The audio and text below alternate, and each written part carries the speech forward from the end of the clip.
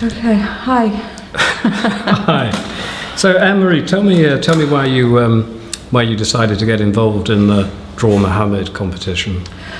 Well, I mean, after what happened in Paris, after what happened in Copenhagen, and after what happened in Texas, people are becoming so frightened.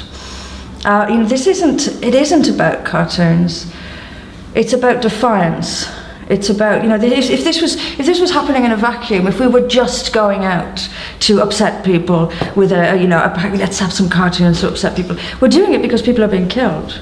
If people weren't being killed over cartoons, there would be no need for cartoons. But the world is subdued and frightened of a global, vicious, violent bully. And you have to stand up. So if Islam in Britain said, look, we would rather you didn't draw these cartoons, and if you do draw them, we will be very upset, but that's it. Yeah. Would you still go ahead with it? Absolutely.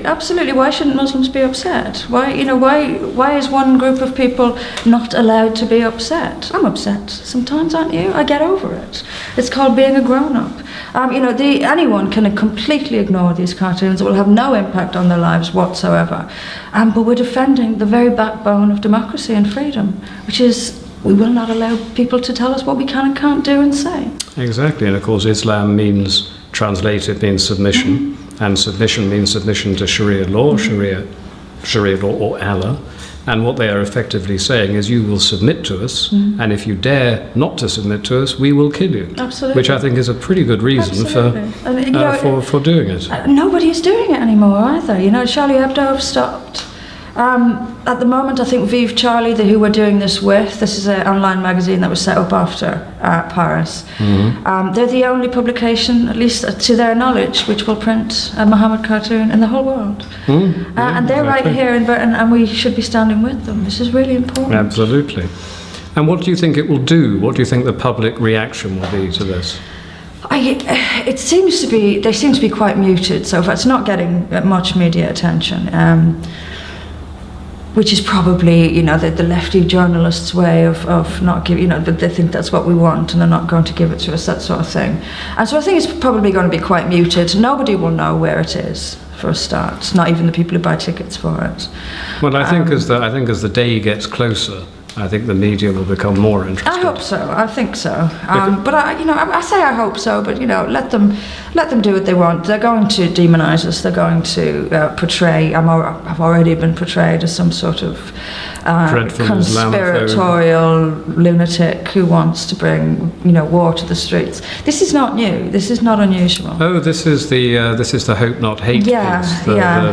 The far left communist Nick Lowell's take on it. Quite. Inciting civil war on the streets of Britain by drawing a cartoon. I mean, it fascinates me how I'm the problem. He's acknowledging that there could be a violent reaction to a cartoon, and yet still saying that I'm the problem. The violent people are not the problem. I'm the problem. He's effectively asking for us to bow down to blasphemy laws. It's quite extraordinary. I mean, he is a communist, so he's anti-freedom anyway.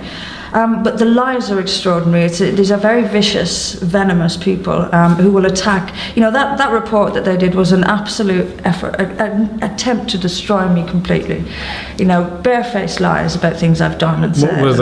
It's extraordinary. What were the main lies that they said? Well, that we are using Mohammed cartoons to whip up a civil war, an actual civil war. Honestly, if I had that power, I wouldn't be using it to whip up civil war. That I am plotting with Tommy Robinson and others. Tommy Robinson, by the way, has got nothing to do with these cartoons. I'm plotting with Tommy Robinson and others to use the cartoons to spark riots, basically, which will eventually tit for tat and then eventually civil war. This is my plan, according to Hope Not Hate.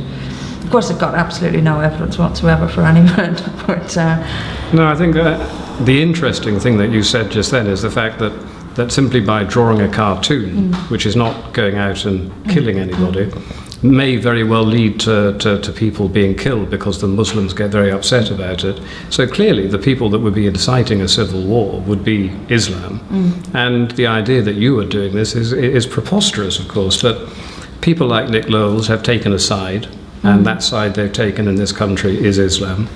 So this is only to be expected. But in terms of the real media rather than some joke operation like Hope Not Hate. What is the mainstream media saying? It's been fairly negative. I mean, the Independent covered it.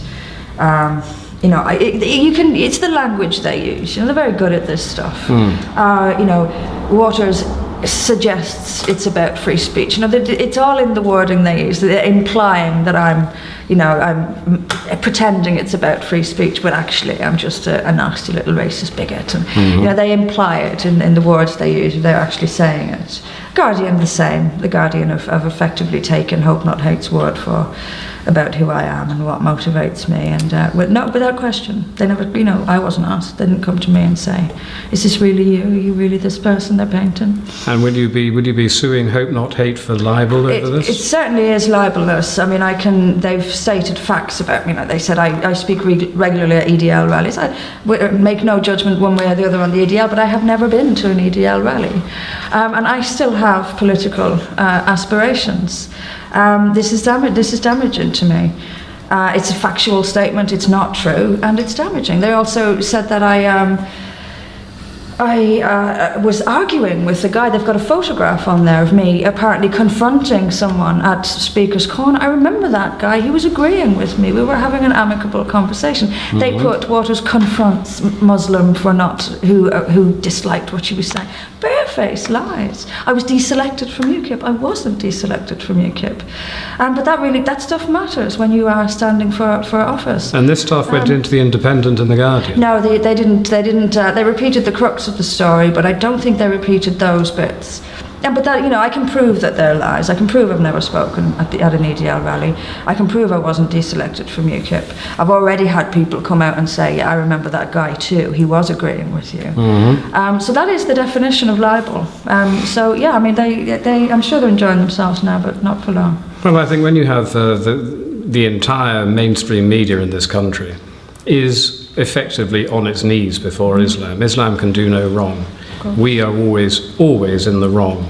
But in the future, how do you think we are going to somehow convince the people in the media, specifically in the media, that Islam is actually what it says in the book, and people who are resisting it are not far-right extremists. They are essentially classical liberals who look at a thoroughly illiberal ideology that is not just a religion and see what they are doing. How are we going to get this message across that they're the bad guys and we're the good guys when the media is as biased as it is today? I just don't think the bias is sustainable in the long term. They're going to have to wake up eventually. Events will force them to realise. I really do. I think not in very many years either. I see that there has to be a turn because events will force them to realise that we've been right all along. It's not this kind of, they can't, there's only so long you can keep your head in the sand. Events will eventually force you to face reality, and I suspect that's what's going to happen. I mean, I saw Andrew Neil on the politics show talking to can't remember his name now, but the Cage director, who was defending Jihadi John. And Andrew Neil was saying that what Jihadi John was doing was savage and barbaric and hideous. Yet there's nothing Jihadi John was doing that Mohammed, the Muslim prophet, didn't do himself. Whereas Andrew Neil would never, ever say what Muhammad did was terrible. And this is the problem with the mainstream media. The reality is there, the facts are there, the knowledge is there, but they refuse to acknowledge it. Is this political bias or fear, do you think? A little bit of both. A little bit of both. I think they do sympathise with the jihad because they hate the West as much as jihadis do. True. You know, I'm not suggesting some grand conspiracy, but this is an ideological unifier between the left and Islam. They both hate the West. They both hate America. They both hate capitalism. You know, they're internationalists. They've got a lot in common. I mean, I've said a long time that jihad is it's actually quite a left-wing idea. It wants to get rid of national borders. It's big government, even clothes and food are provided by the state. This is an extreme left-wing's dream. You know, they've got a lot in common. Islamism is a leftist movement. Yeah, I agree. And they've got a perfect ally in it. They're just ignoring the brutality. But yeah, I mean, like you said, Jihadi John, they're perfectly happy to condemn him. But look at Saudi Arabia. You know, there's no difference between ISIS and Saudi Arabia. No, they're exactly, you know, and yet we don't condemn Saudi Arabia. We have basically given the facilities to Iran. Iran to build a nuclear bomb while condemning Islamic extremism. People are so confused. This is the thing. People are so confused because they know that Saudi Arabia is a monster, and yet it's our ally. And yet we have David Cameron talking about Islamic extremism, but he's supporting lifting sanctions on Iran. People are confused. They don't get it. They just don't understand what the reality is. And so presumably the whole point of the Charlie Hebdo cartoon event is to try to wake people up to what is going on. It's just to have, you know, a glimmer of light in the darkness, because to me the darkness is descending very quickly. I know it sounds really dramatic, but it is. Freedom is, we're giving it away, and I just want to spark just one little spark of real freedom in the midst of all this is one of the main things that I think that's to be commended. And you're clearly raising money for this. Have you raised much to date? We haven't. We desperately need money. We desperately need money.